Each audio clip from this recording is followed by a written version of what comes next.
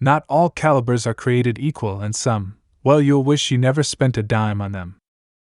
Whether it's because of ridiculous recoil, overpriced ammo, poor availability, or just plain underperformance in the field, there are some cartridges that look good on paper but leave you disappointed at the range or in the woods. In this video, we're counting down 5 calibers you're likely to regret buying.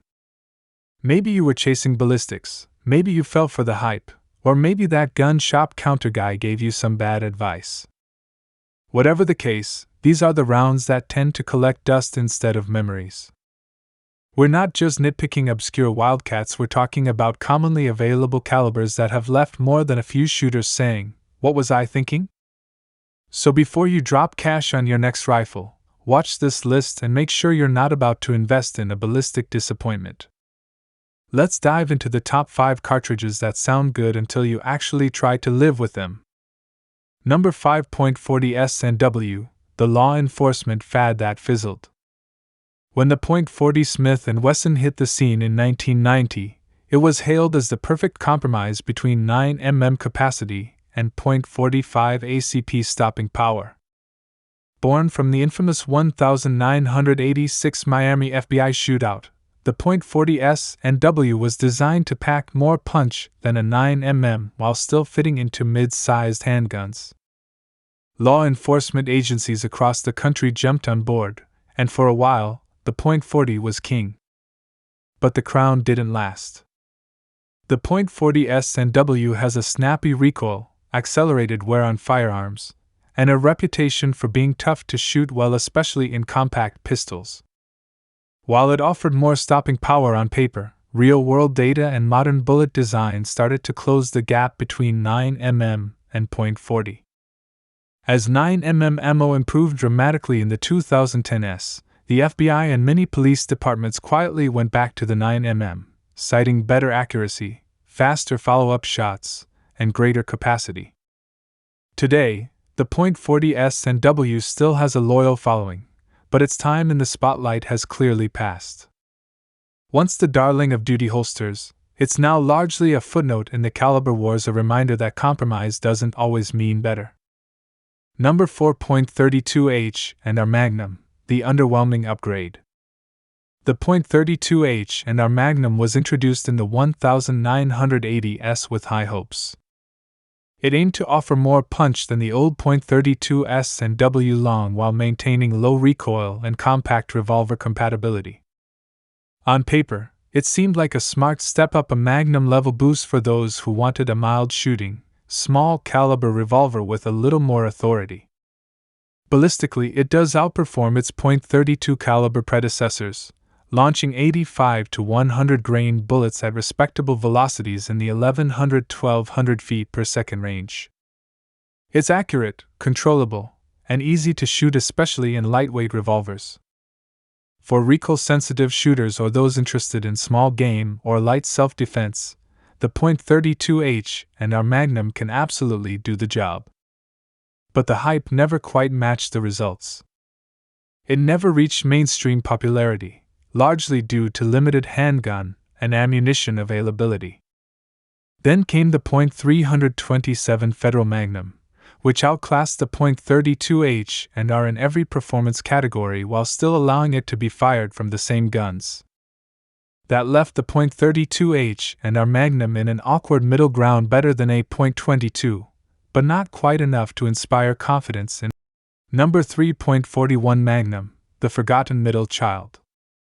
The .41 Magnum was introduced in 1964 with the best of intentions to bridge the gap between the hard-hitting .44 Magnum and the more manageable .357 Magnum. It was meant to be the just right option for both law enforcement and hunters, offering powerful ballistics with less recoil than the .44 and more authority than the .357. But despite its promise, the .41 Magnum never quite found its footing. Part of the issue was timing. Law enforcement had little interest in adopting a new caliber that required specialized training and gear, especially one still packing stout recoil. Meanwhile, hunters and revolver enthusiasts were already comfortable with the proven performance of the .44 Magnum. As a result, the .41 ended up being neither here nor there, not mild enough for duty use, not dominant enough to dethrone the king of big bore revolvers. That said, the .41 Magnum is no slouch. It delivers excellent accuracy, deep penetration, and more than enough stopping power for hogs, deer, or even black bear. For reloaders and wheel gun lovers, it remains a sweet shooting powerhouse with a cult following. Number 2.25 ACP, the weakling in your pocket. The .25 ACP, automatic Colt pistol, was introduced in 1905 by John Browning as a small, semi-rimmed cartridge for ultra-compact pocket pistols. Back then, the idea was simple: give people a tiny, easily concealable firearm with centerfire reliability, something more dependable than a rimfire .22 but still small enough to fit in a vest pocket. And sure, the .25 ACP delivers on concealability. It fits in the smallest guns imaginable and offers almost no recoil. But that's where the good news ends. With bullet weights around 35 to 50 grains and muzzle velocities barely cracking 800 feet per second, the .25 ACP struggles to deliver any meaningful stopping power. Penetration is minimal, expansion is rare, and in real-world self-defense situations, it simply doesn't perform well. Modern defensive ammunition has made huge leaps forward, but the .25 ACP hasn't kept up. When compared to other subcompact friendly calibers like .32 ACP or .380, it quickly shows its limitations. In short, it's better than nothing, but only just. Number 1.32 ACP, the mouse gun that time left behind. The .32 ACP, automatic Colt pistol, also known as 7.65 Browning, was once the go-to round for discreet self-defense. Designed by John Browning in 1899, it gained widespread use in Europe and was favored for its compact size, mild recoil, and ability to cycle reliably in small blowback pistols. From military officers to undercover detectives, the .32 ACP was once considered a serious defensive option. Fast forward to today, and the story has changed. With modern advancements in ballistics and more powerful pocket-friendly calibers available, the .32 ACP now feels anemic. Most loads push a 71-grain bullet around 900 feet per second, enough for deep concealment, but often lacking the stopping power needed for high-stress defensive encounters.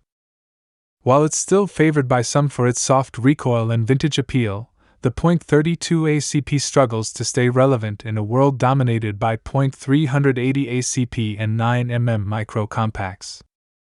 Ammo selection is limited, and its penetration and expansion are mediocre at best.